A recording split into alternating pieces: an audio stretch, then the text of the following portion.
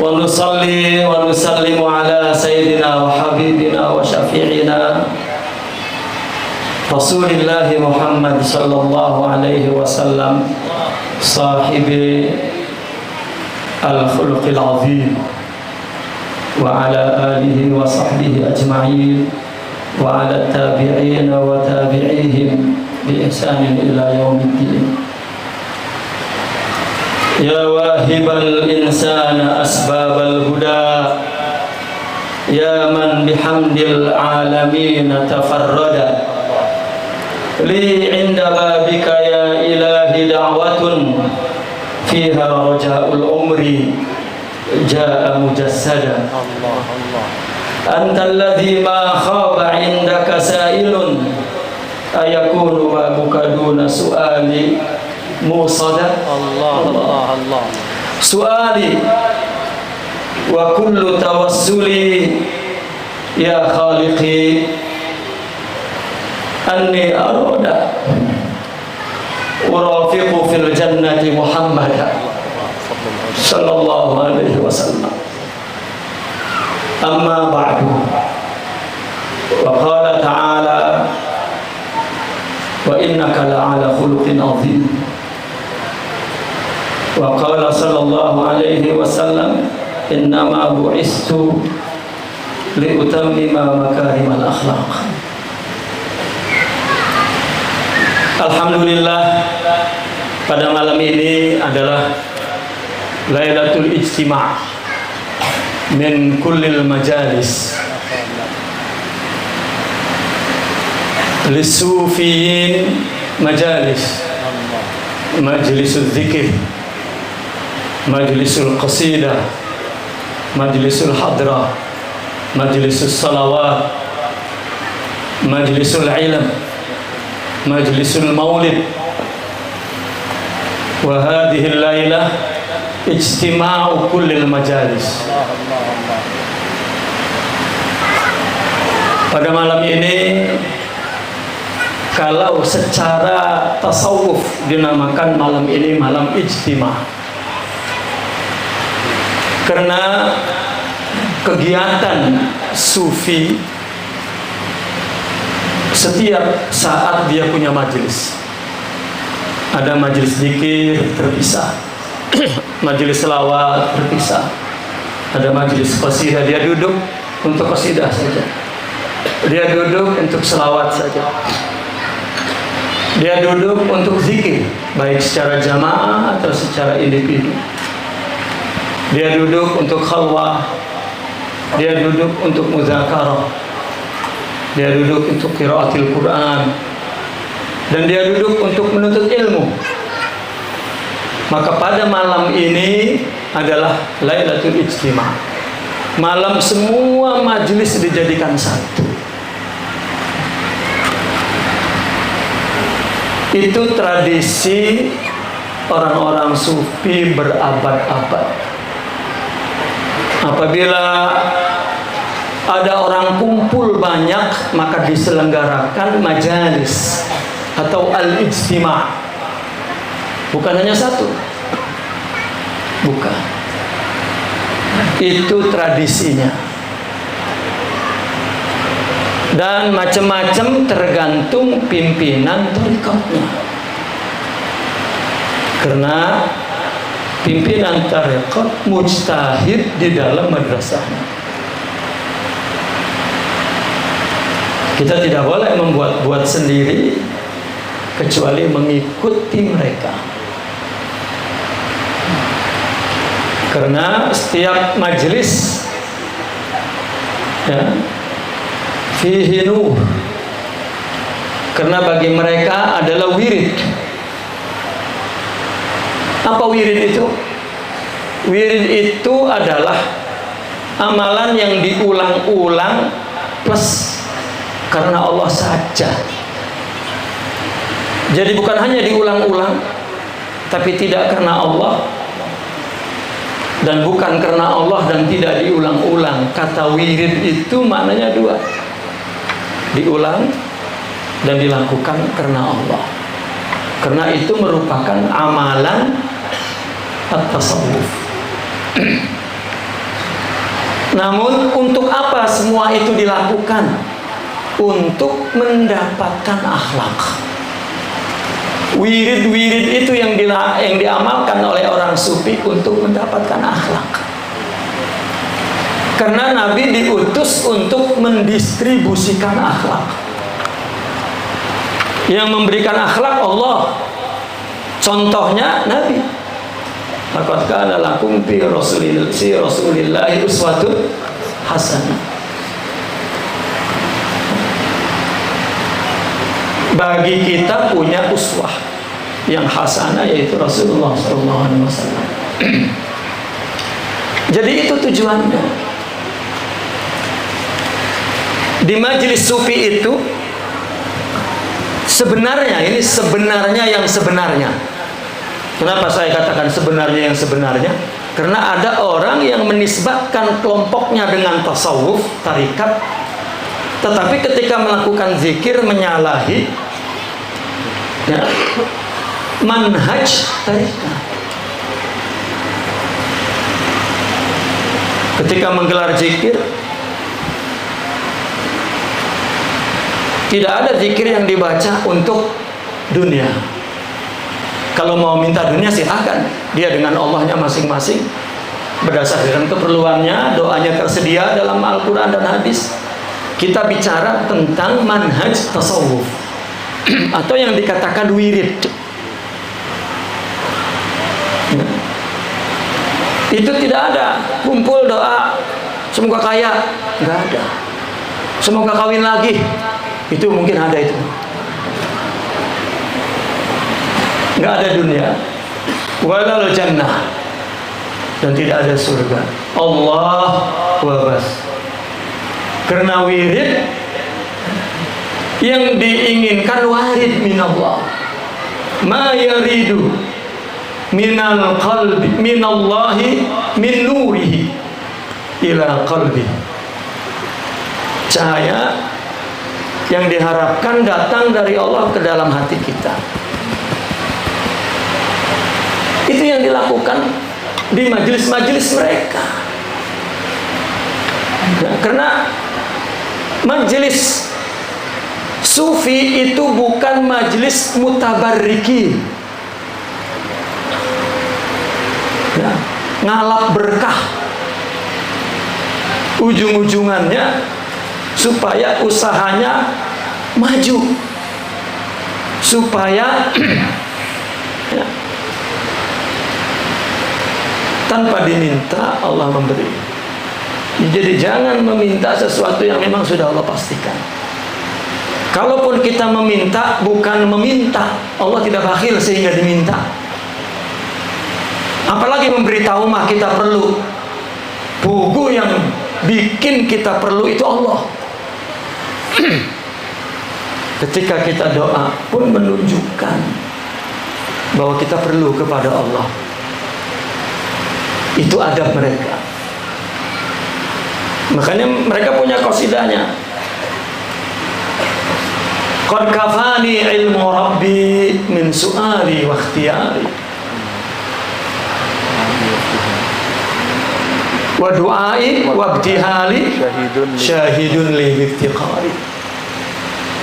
Cukup dengan ilmu Allah yang mengetahui tentang keadaanku, tanpa perlu diminta, tanpa perlu ya, kita memilih pengen ini, pengen itu. Cuma kalau kita berdoa dan memohon, itu menunjukkan bahwa kita perlu. Apabila kita perlu, datang hajat kita, datang keperluan kita, sebetulnya itu teh utusan Allah dikirim memberitahu bahwa Allah mau ngasih. Kita ngasih tahu Allah, itu tidak beradab. Ya. Mereka apabila sudah berkumpul di majelisnya, semua lillah.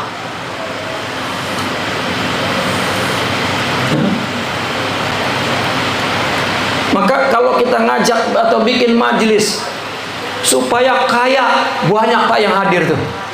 Ketika kita bikin majelis karena Allah, supaya dekat sama Allah, berhenti zikirnya.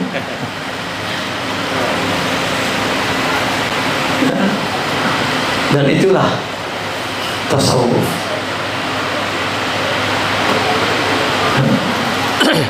Muslimin muslimat yang berbahagia, Nabi adalah sang akhlak. Nggak ada lagi yang bisa kita katakan kecuali sang yang akhlak. Ya. Allah yang mengatakan wa innaka la'ala khuluqin azim. Engkau berada di atas akhlak yang agung.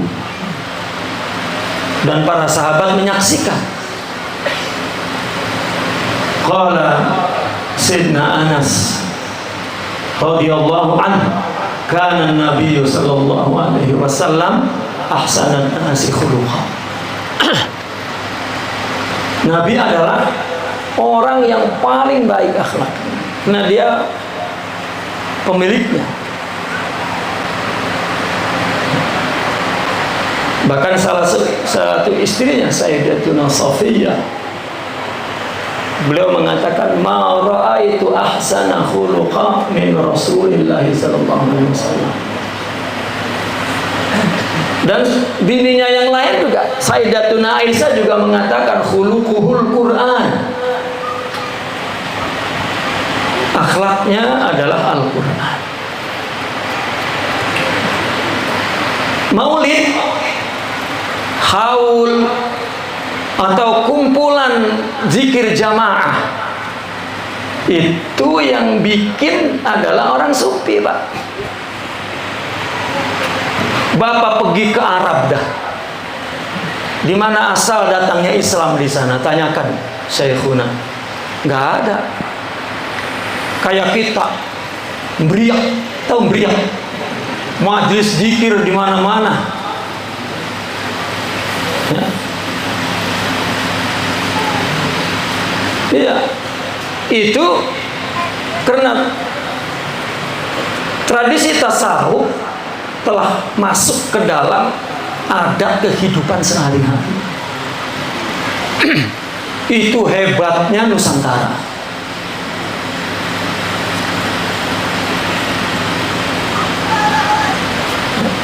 Anak mau kawinan zikir, ya. Anak baru lahir zikir, mati zikir,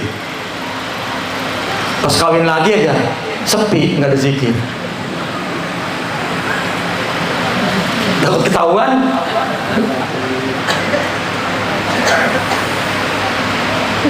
anaknya naik pangkat, kumpul, tahlil, kan zikir itu.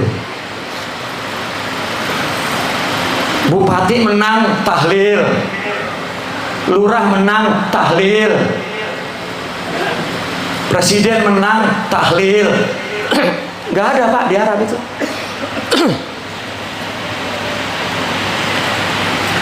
Dan di Arab para sufiin kalau diundang orang tasyakuran.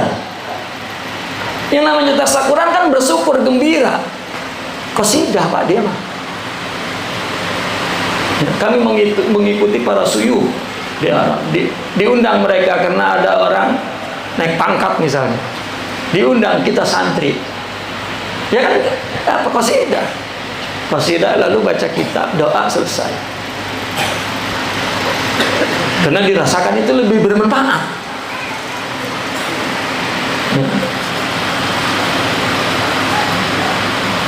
Tapi tradisi kita, wah, artinya maulid, zikir itu udah,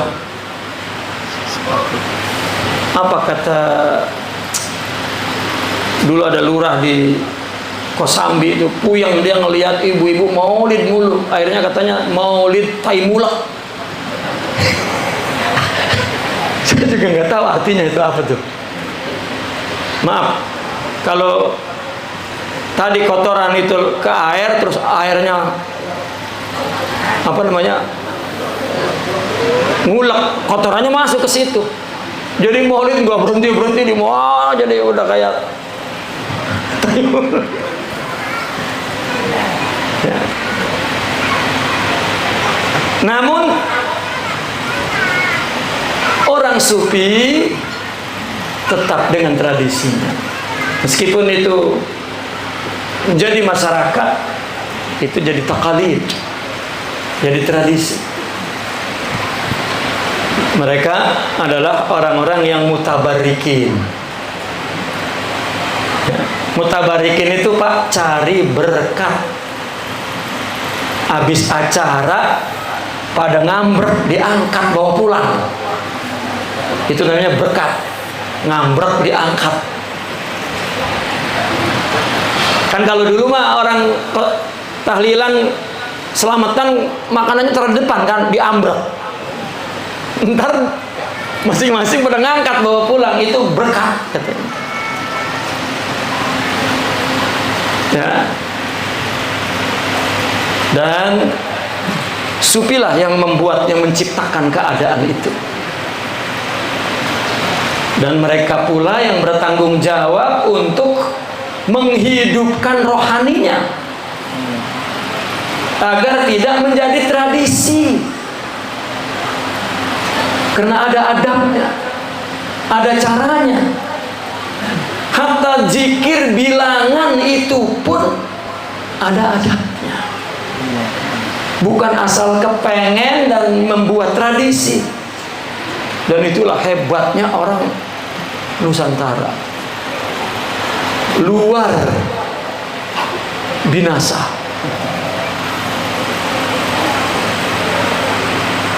Ya.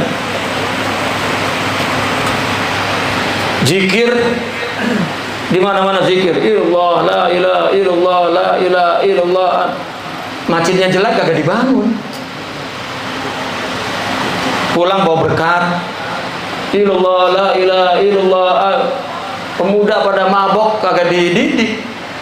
Pulang bawa berkat. La ilaha illallah, la ilaha. Ya. Tiap hari berantem suami istri. Kagak berubah. La ilaha illallah, la ilaha illallah. Enggak sembahyang. La ilaha illallah, la ilaha. Tidak adabnya. Tidak ada adabnya kepada ilmu, kepada ulama, kepada syiar. Ya, itu namanya tradisi. Mati. Simbolik. Lagi-lagi yang bertanggung jawab adalah mereka orang-orang sufi.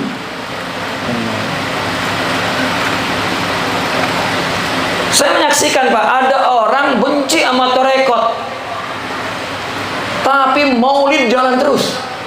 Padahal maulid itu adalah made in orang-orang sufi yang melanggengkan, yang menyelenggarakan. Pak, kita pergi ke Arab, nggak ada Pak orang maulid di sana, kecuali orang-orang sufi, karena itu media sebagai wirid mereka untuk mendapatkan akhlak.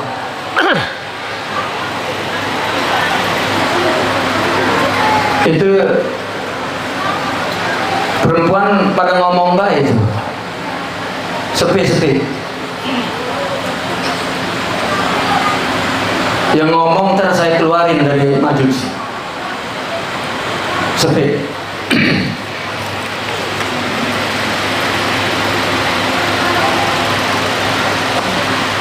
Itu loh, di majelis ilmu ngedengerin orang ngaji gengsi, disuruh sepi nggak mau. Adabnya, ketika ada yang ceramah tidak boleh ada yang ngobrol. Itu adab. Kalau majelis ini nggak ada adabnya, nggak akan Allah turunkan rahmat. Kita maulid bicara adab, ingin dapat akhlak, tapi yang hadir nggak ada akhlak. Ngapain? Pak, orang maulid, orang majelis ngerokok, itu nggak ada adabnya. Wallahil azim, nggak dapat Pak. Itu taklid, tradisi, walaupun kiai. Qillatul adab, tidak beradab. Wallahil azim. Yang membuat manfaat itu adabnya kepada Allah, bukan apa-apanya. Adabnya di majelis. Semua kiai-kiai tradisi yang kalau musim maulid mempertahankan dalil maulid, karena dia maulid nyari amplop, isinya bukan amplopnya, amplopnya mau dibuang, dan tidak memikirkan adab sama sekali. Dan apa maksudnya maulid itu?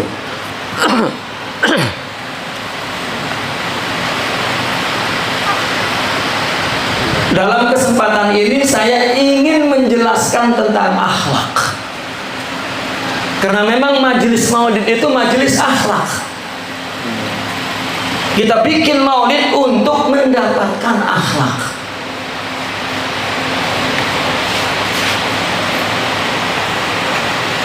Orang sering bertanya begini, bagaimana supaya saya khusyuk? Bagaimana supaya saya sabar? Bagaimana supaya saya ikhlas? Bagaimana supaya saya tidak takabur? Bagaimana supaya riya?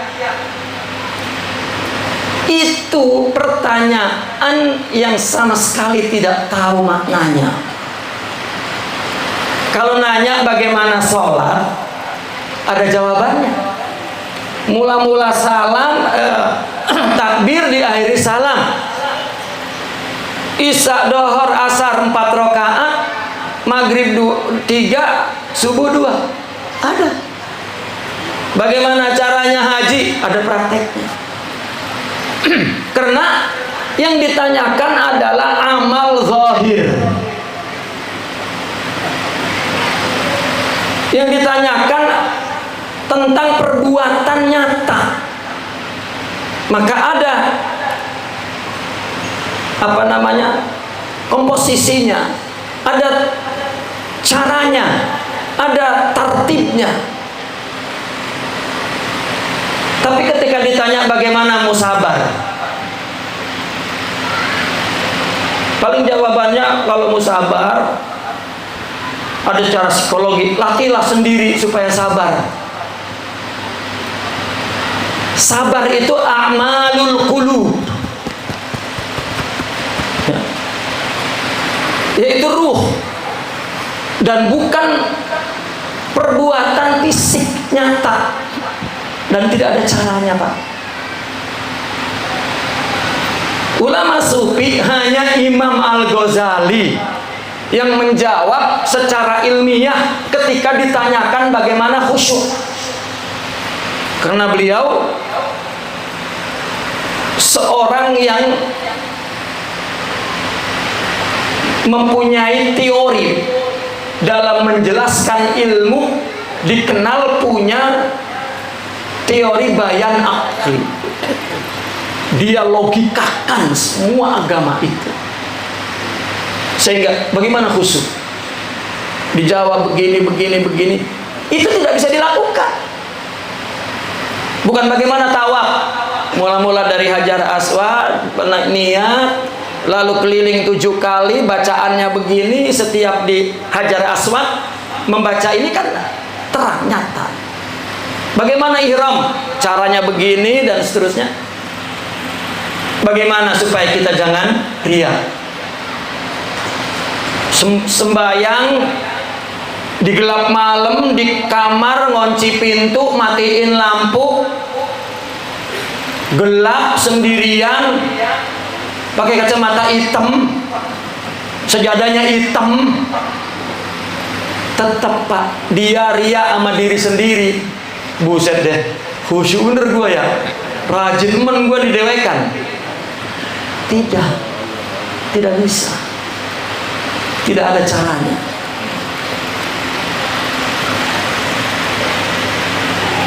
Apa itu akhlak? Akhlak dalam Islam adalah al-mabadi wal qawaid al-munazzimah lis-suluk. Prinsip-prinsip yang mengatur perilaku, sifat di dalam diri. Jadi secara umum akhlak itu lebih kepada perilaku. Makanya akhlak ada 2 makna. Makna al-akhlak bimakna toba. Ini fitrah, tidak dirubah. Karakter la yuktasab. Dan ada akhlak bimakna sajiyah. Sajiyah laha makna, makna fitrah wa makna muktasab. Jadi ada akhlak yang kita usahakan secara zahir, tetapi hakikatnya adalah anugerah. Bukan kalau kita melakukan ini dapat sabar, kita melakukan ini dapat tawakal, kita tidak. Jalannya satu, mujahadatun nafas. Oke, saya ingin membagi akhlak itu ada dua dalam pandangan kaum sufi. Pertama, al-akhlaqul amali. Al-akhlaq tanqasim ila qismayn. Yang pertama, al-akhlaqul amali. Kalau bahasa ilmiahnya mah psikopedagogik. Saya nggak ngerti itu apa itu. Ada gogik-gogik begitu, itu apa itu? Katanya psikopedagogik. Ini sajiyah. Secara zahir dapat diusahakan, tetapi usahanya bukan sembarang usaha. Usahanya adalah menjalankan risalah syariat itu. Pak, Bapak pengen berakhlak, ya, terus tapak di Gunung Kidul melawan nafsu, nggak jadi, Pak. Memang untuk menimbulkan karakter rohani, akhlak rohani dengan melawan hawa nafsu. Agama yang disebut Hindu, Buddha ada teori itu karena mungkin itu warisan Nabi dulu, tapi sudah lari dari syariah. Sebetulnya bukan hanya melawan nafsu, bukan. Melawan nafsu itu begini. Kita melakukan ibadah, baik sholat kita, puasa kita, haji kita, zakat kita, amal baik kita dalam kehidupan masyarakat, di rumah tangga kita, di pekerjaan, itu semua amal kita niatkan karena Allah. Ketika kita niatkan karena Allah, kita berhadapan dengan nafsu, maka mujahadatun nafas. Kita lawan nafsu. Kita lakukan hidup ini semuanya untuk Allah. Itu namanya usaha untuk mendapatkan akhlak.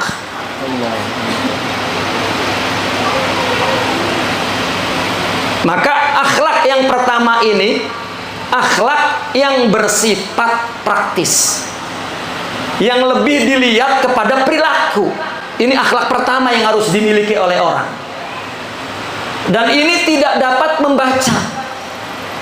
Bapak membaca babus sabar, babul akhlak itu di bab tasawuf, nggak ada di bab fikih. Membaca doang. Mau berapa kali baca kitab akhlak? Misalnya baca kitab tawakal, nggak tawakal, Pak. Karena orang sufi memandangnya bahwa akhlak itu sifatullah. Makanya mereka mengatakan ittasifu bi sifatillah. Bersifatlah dengan sifat Allah. Kalau pengen dikasih sifat Allah, maka kita jadi hambanya. Artinya lakukan hidup ini untuk Allah, Allah akan bagi akhlak. Ini akhlak yang pertama. Nah, dalam konteks akhlak ini ada akhlak baik, ada akhlak buruk. Nah, akhlak buruk itu akhlak nafsu. Akhlak yang keluar dari tubuh ini diklaim oleh agama dianggap buruk. Padahal itu ciptaan Allah, Pak. Marah, ya, dengki, membela diri. Ada juga namanya menunggu dengan baik untuk mendapatkan tujuannya. Cuman karena bahasanya sabar, maka dibilang sabar. Padahal hakikatnya bukan sabar. Sabar itu akhlak. Sabar itu menahan diri untuk tetap melaksanakan perintah Allah, menjauhi larangan Allah, menjalani takdir yang musibah, yang tidak enak dari Allah. Itu sabar. Kira-kira kalau pencuri dengan sabar nunggu orang yang mau dicurinya tidur, apa itu kita katakan, pencuri sabar benar. Meskipun dia nggak pakai sabar, itu mah sabar lughatan, sabar bahasa. Kayak ibu-ibu tuh marah sama suaminya, kurang sabar bagaimana saya bang? Lah, emang kurang pakai nanya. Lah kalau kagak kurang mah kagak ngomong begitu. Itu sabar bahasa. Nah, dalam konteks akhlak, ada akhlak baik, ada akhlak buruk, ada akhlak syar, sayyi, wa huwa nafs yasdur minal jasad, maka dinamakan buruk. Lalu akhlak baik, sifat yang tumbuh dari rohani, yang Allah berikan kepada yang melakukan hidup untuk Allah, melawan hawa nafsunya, mujahadah. Maka akhlak ini diperoleh dengan mujahadah. Dan semua torekot di dalamnya adalah untuk mendapatkan akhlak. Maka mereka punya program tadi, majalisnya banyak sekali. La lil jannah, wala lid dunya, wala lil jah, lakin lillah. Kenapa? Karena yang diperlukan hidup ini akhlak. Untuk melaksanakan perintah Allah, untuk menjauhi larangan Allah, untuk menerima musibah ini. Itu pertolongan Allah. Mereka menamakannya inayah azaliyah, pertolongan Tuhan. Itu akhlak. Orang yang diberi akhlak itu ditolong oleh Allah hidupnya, menjadi bahagia, melawan kecenderungan nafsunya, dan tunduk kepada perintah agama karena rohaninya kuat. Marahnya untuk berkompetisi kepada kebaikan, takaburnya untuk mencapai yang lebih tinggi dalam memberikan manfaat kepada yang lain, bukan untuk bangga-bangga. Sifat yang ada dalam tubuh yang dikatakan buruk kalau tidak ada rohani, kalau tidak ada sifat rohani, tidak akhlak. Tapi kalau ada sifat akhlak, maka nafsunya tunduk kepada akhlak, sehingga mereka mengatakan ij'al nafsak matiyatan ila rabbik. Jadikan nafsumu kendaraan untuk menuju kepada Tuhanmu. Orang menuntut ilmu lalu mengamalkan, nggak bisa tanpa melawan nafsu. Ketika orang beramal mesti menghadapi nafsu. Itu mah ayat, itu mah tulisan. Ilmu amalkan. Cara beramal itulah ihsan dan tasawuf, sehingga ada torekot. Itu tajribatul ulama, agar dia bisa beramal. Karena beramal itu dengan ruh, bukan dengan jasad. Makanya Imam Al-Ghazali sampai Ihya'u Ulumiddin. Ilmu agama itu fikih dan ilmu akidah. Mati, tidak ada tasawuf, dihidupin. Orang berilmu kemudian beramal, amalnya karena Allah. Dan itulah program tarikat. Maka ketika orang sufi, jangan untuk surga, jangan. Ini kita sering melihat orang sufi ngejualin doa saja. Itu dukun, berkedok sufi. Mohon maaf Pak, ya, kasar mungkin ucapan itu. Hak.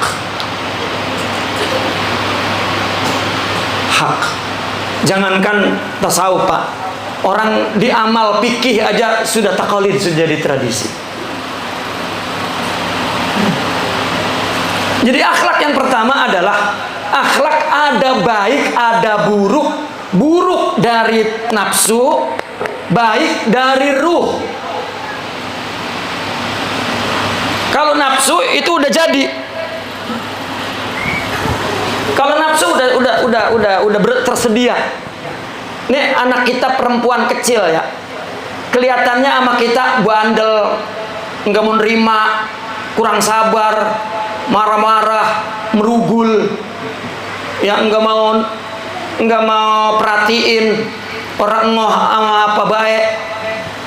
Pas udah gede lalu punya demenan, timbul nafsunya, sabar Pak itu sama demenannya. Sabar, ridho, pengertian, memperhatikan, berbagi. Hawa, nafsu itu nggak berubah Pak, itu tabiat yang dikatakan buruk oleh agama.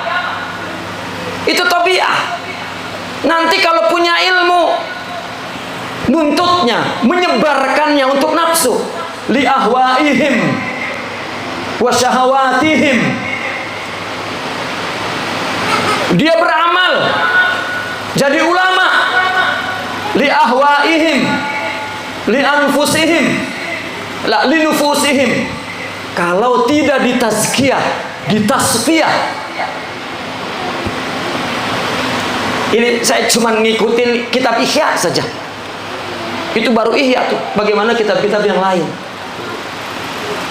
Ihya aja itu sampai ulama serem bener. Apalagi kata Kiai Ceger dulu mah, lebih kacau lagi. Ulama tai, waduh. Lebih kacau lagi itu bahasa. Karena Islam iman tanpa ihsan, fikih akidah tanpa tasawuf, dan itulah tarikat. Untuk mendapatkan akhlak dulu. Makanya urutannya begini, ilmu kasbi nih. Kenapa ilmu kasbi? Kita belajar sorof, nahu, fikih, usul fikih, terus tafsir, ilmu tafsir hadis itu kita ngapal, itu kan kasbi namanya. Lalu untuk itu, kenapa kemudian kita membaca ilmu agama ini? Untuk amal. Nah, ketika beramal, berhadapan dengan nafsu. Ketika beramal, berhadapan dengan nafsu. Apalagi berdakwah. Kesinggung dikit, wah, nah, teriak, ngejoak, keluar dalil, perang. Ya. Ceramah masalah khilafiyah mulu, tidak membetulkan bagaimana hati manusia. Maqaluhum la yadullu ala Allah wa la yadullu ala halihim. Ini saya membacakan saja Pak, supaya saya sendiri mengingat. Usikum wa nafsi. Nah, setelah amal ini berhadapan dengan nafsu, maka dia mujahadah. Setiap dia beramal, dia lawan agar tidak untuk nafsu. Apa yang Allah beri? Akhlak. Makanya akhlak baik adalah akhlak ruh, akhlak buruk adalah akhlak nafs. Ada baik buruk dalam konteks ini. Apabila dia punya akhlak, maka ma'rifat. Ya. Maka akhlak ini akhlak makrifat, akhlak amal. Inilah yang disebut adab, al-adabul ilahi, al-adabul ilahiyah. Itu akhlak yang sesuai untuk syariat. Coba Nabi mengatakan, man kana yu'minu billahi wal yaumil akhir falyakul khairan aw liyasmut. Siapa yang beradab kepada Allah dan tahu bahwa semua amalnya dihisab di akhirat, bicaralah baik atau diam. Itu ada. Fal yukrim jarahu, hormati tetanggamu. Itu ada.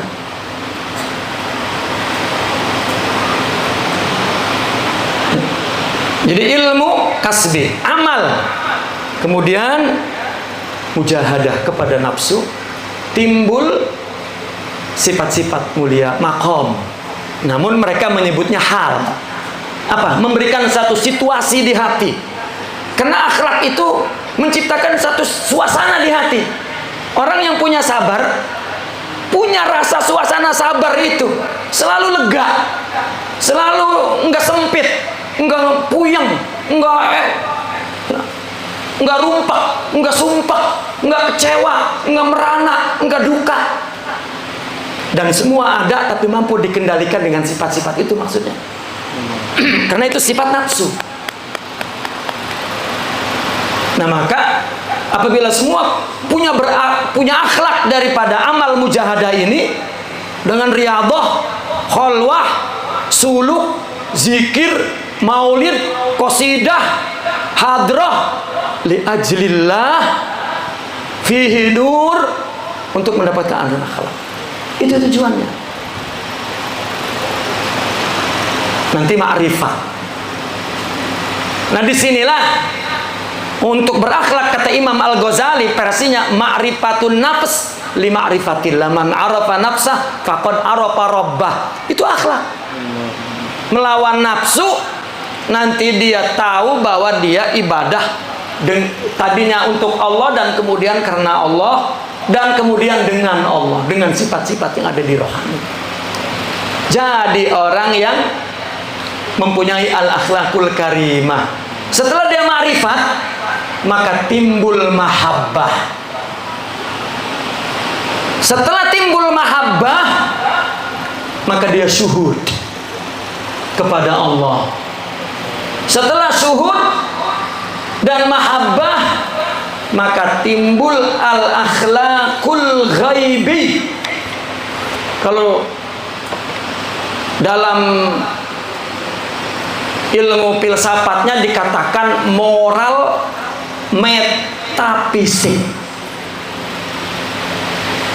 Saya juga nggak ngerti bener nggak itu terjemahannya. Karena gaib itu bukan meta, Pak. Fisik meta itu masih syahadah, belum gaib. Tapi para ilmuwan mengatakan meta itu gaib. Tidak. Meta itu masih benda. Di belakang meta itu gaib. Tapi para filsafat tetap menerjemahkannya metafisik. Ya bagian dah. Di dalam tasawuf tetap punya manhaj sendiri. Nah, syuhud ini menimbul cinta ini, hub ini, makanya tidak kenal, tidak tidak makrifat, tidak hub. Begitu ada makrifat karena akhlaknya banyak, jadi makrifat. Maka makrifat karena menyaksikan, maka menimbulkan hub. Hub ini menimbulkan akhlak, Pak. Tadi anak kita tuh, karena demen ada akhlaknya. Sama orang tua jawab baik, sama demenannya sama orang. Cinta itu kan nafsu tuh.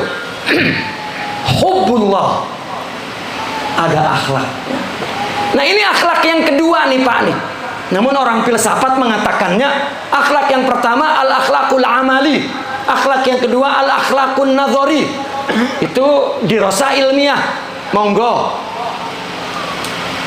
Tetapi orang di dalam tasawuf, nah itu akhlak amali oke. Yani akhlak suluki, akhlak yang telah menjadi perilaku nantinya. Karena apa? Karena keluar dari sifat mulia. Itu sebab dikatakan bahwa akhlak itu perbuatan, hayatun rasikhatun fin nafs. Ya. Yasduru anha iddatul af'al bila rawiyah wala tafakkur. Itu akhlak. Artinya perbuatan yang spontanitas tanpa dipikir tanpa melalui pikiran, karena itu adalah ekspresi daripada sifat-sifat dalam rohani. Itu akhlak. Nggak boleh orang misalnya nggak makan 3 hari lalu nyuri, mau akhlaknya buruk. Tidak. Karena dia mikir Pak mau nyuri itu, tapi karena udah lapar banget, bagian dah saya ditangkap-tangkap dan yang penting kenyang dulu. Itu mikir, itu bukan akhlak. Akhlak baik, akhlak buruk Ya, itu adalah akhlak yang tumbuh dari sifat nih. Tubuh kita ini punya akhlak buruk.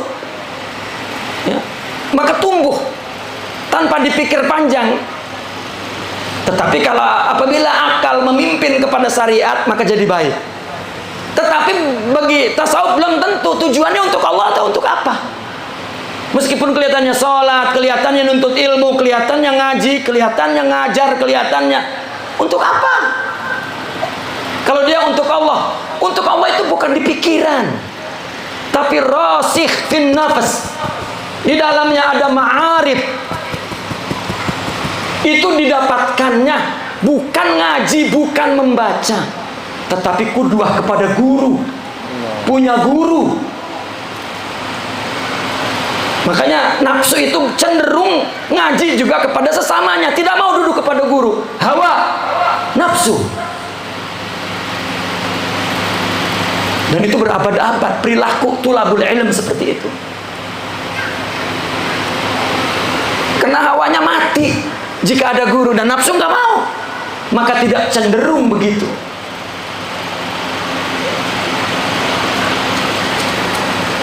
Nah, maka timbul ma'rifat karena akhlak baik buruk.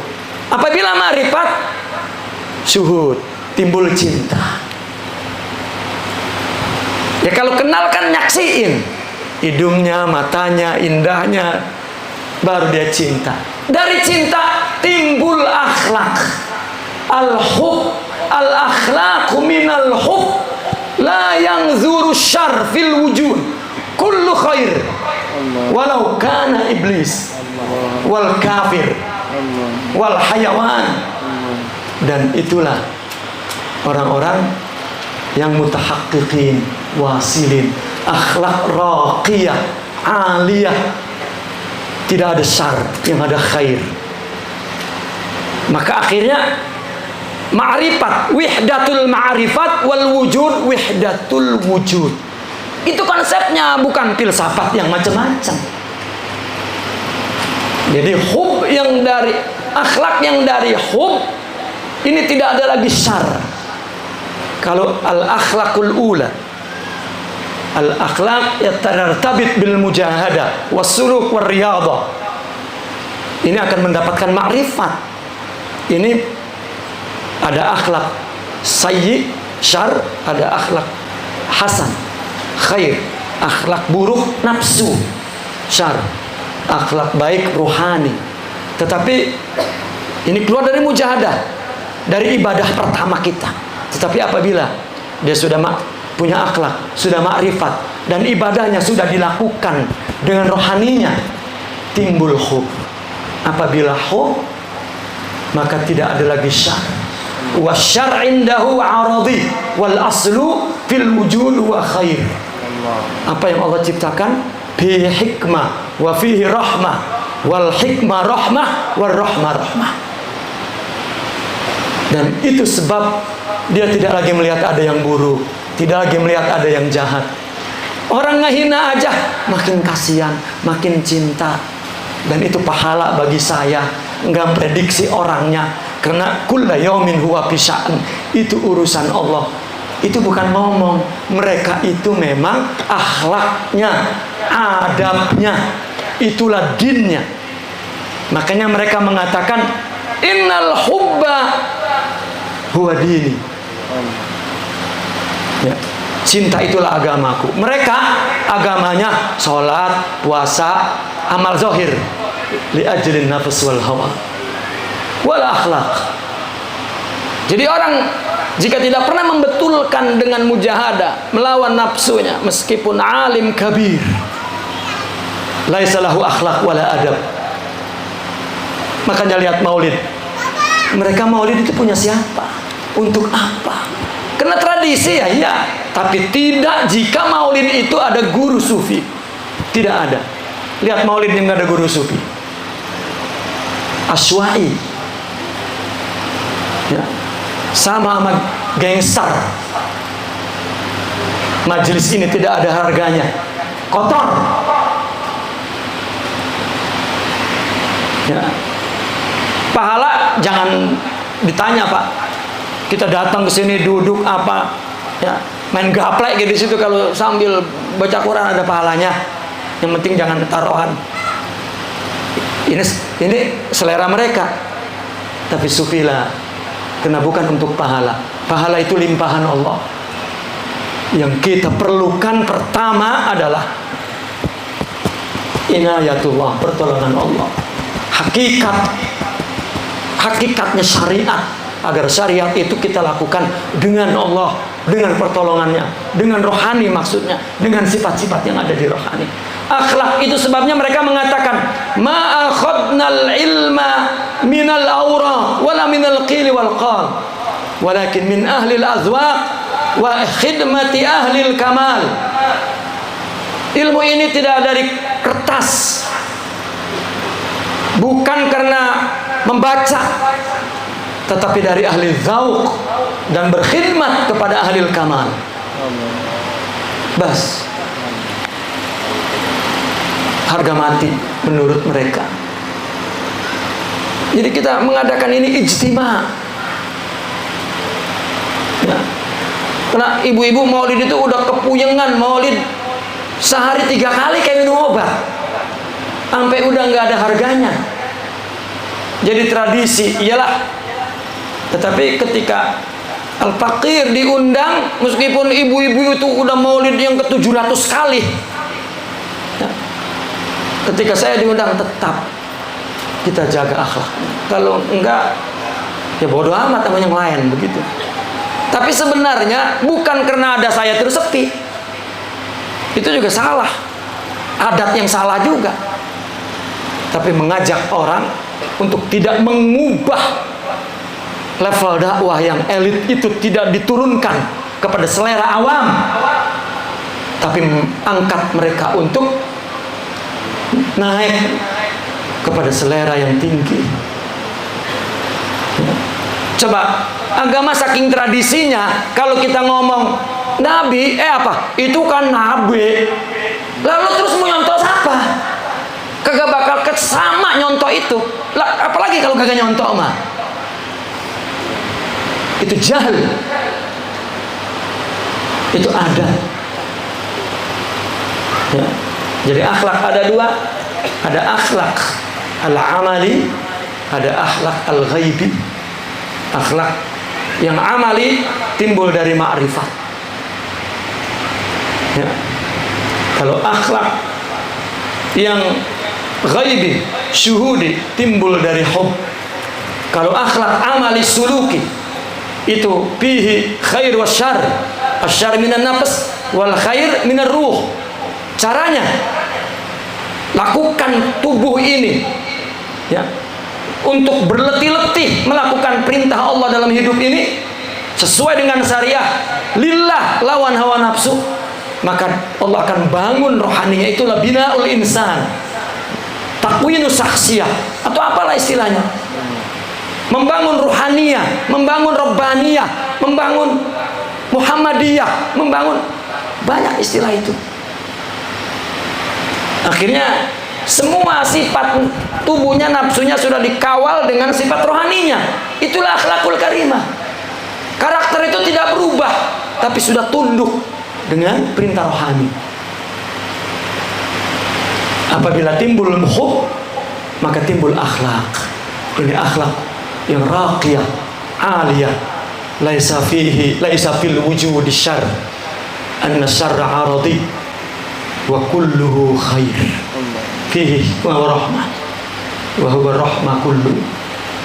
Dan itu karena dia melihat wahdah, wujud itu tunggal, hanya Allah. Yang dia lihat semua wujud ini semuanya majelas surah Allah, Allah menjelaskan tentang iradanya, tentang kudrahnya, tentang asmanya, tentang sifatnya, memberitakan tentang keesaannya.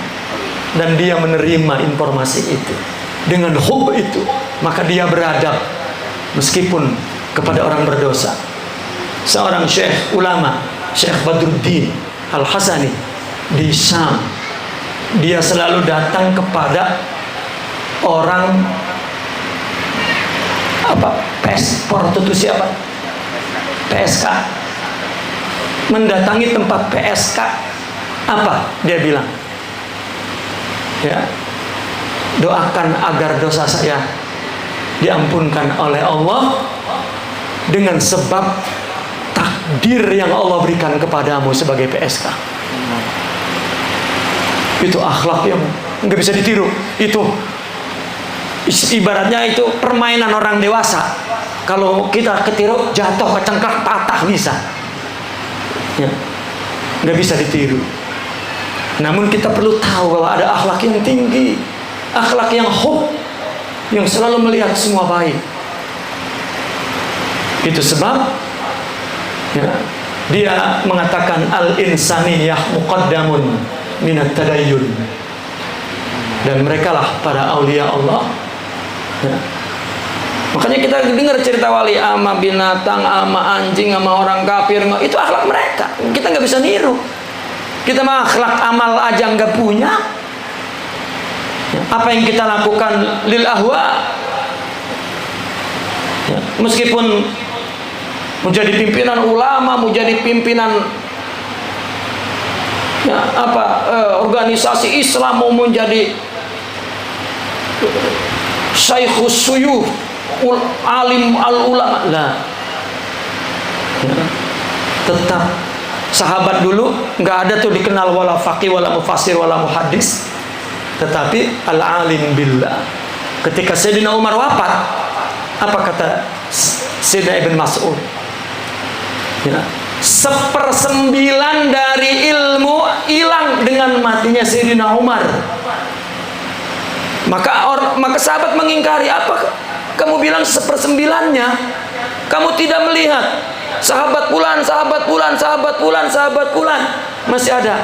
Yang aku maksudkan al-ilmu billah